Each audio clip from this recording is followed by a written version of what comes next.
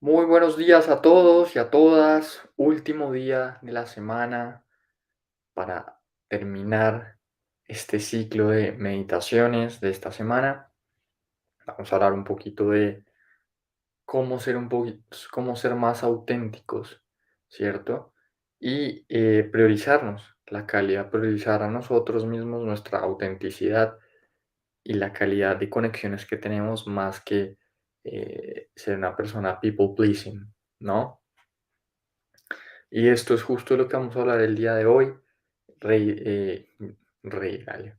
Jay Shetty, el ex monje, nos va a hablar un poco sobre esto, sobre cómo podemos ser una persona más auténtica, dejar de ser people pleasing o complacer a los demás, porque eso naturalmente nos quita demasiada energía, ¿no? Porque estamos pensando más en el otro que en nosotros.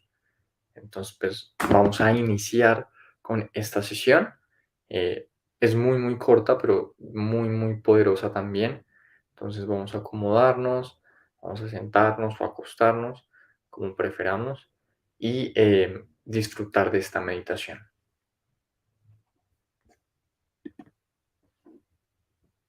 We all want to be liked. That's natural. But that desire can really complicate things at work. It can cause us to try to please others instead of doing the best job possible, to worry about what our bosses or colleagues think of us instead of concentrating on our tasks. Now, if you happen to be raising your hand saying, "Yeah, that's me," just know up front, this isn't a reason to judge yourself or get down. There's nothing wrong with wanting validation. And I get it. Your manager's approval probably matters, and feedback is vital to your career development. But it's important to make sure that you aren't altering your behavior merely to get a thumbs up or a pat on the back. And get this, when you explicitly seek approval, that approach actually backfires. It's common to try to cater to the interests, preferences, and expectations of someone you'd like to impress, especially in a professional setting. But according to research, being genuine is a much more effective way to accomplish workplace goals and build meaningful connections. Of course, there are numerous factors, both internal and external, that lead to people pleasing. Whether you're battling imposter syndrome or still processing criticism that you received as a child, some of that may require deeper investigation, either individually or with support. And there are also cultural dynamics at play, which can potentially make you nervous to show up as your true self. If you feel added pressure to appeal to others, you could end up compromising the authentic you. But look, either way, once we notice our impulses, we can mindfully shift our behavior. And that's what we'll practice right now. So, wherever you are, whatever you're doing, give yourself permission to get a little more comfortable, relaxing your body and settling your brain. Now, check in with whatever's happening in your mind right now. See if you can observe your thoughts and emotions, viewing them with clarity but without judgment. Wherever your mind goes, see if you can observe it, identify it, and even put a name to it. An exercise called noting. For instance, if you're starting to feel fidgety, maybe restlessness. If you're wondering whether you're doing this right, uncertainty. And if your mind is clear and focused, note that too.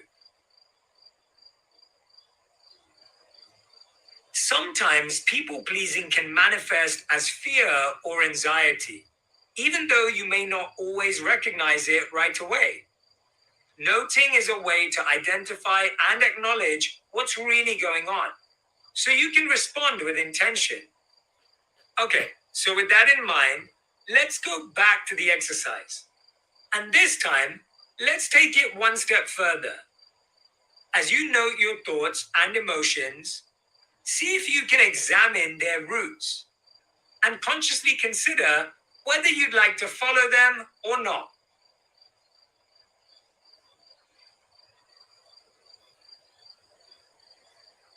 The goal is to interrupt your instinct to pursue any particular threads, asking yourself if they align with your values and priorities, always returning to your authentic self.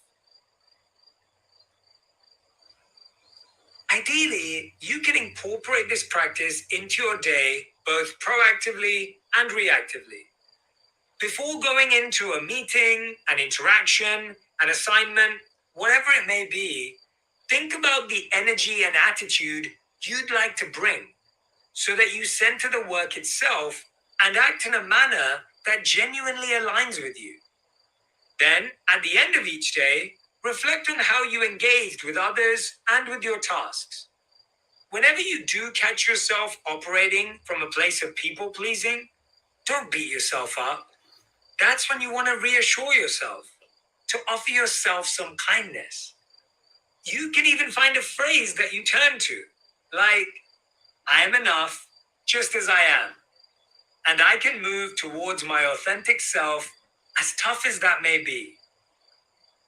You know what? If you're up for it, I'd like you to go ahead and repeat that, either in your head or out loud.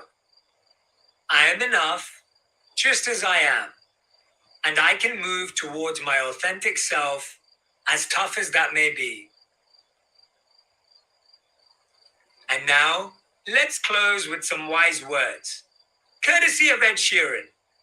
He said, I can't tell you the key to success, but the key to failure is trying to please everyone.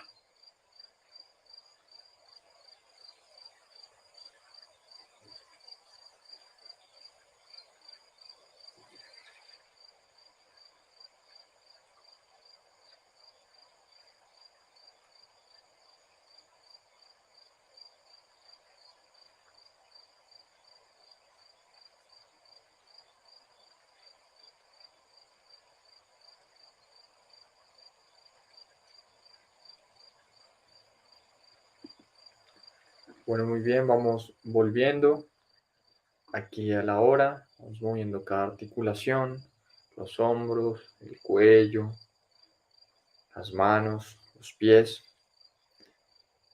Creo que es una buena reflexión para terminar la semana, realmente preguntarnos si somos auténticos en el trabajo, si lo estamos haciendo, o en la vida en general, si lo estamos haciendo para caerle bien a alguien, para que nos reconozcan, o si realmente estamos siendo verdaderos con nosotros mismos, ¿no?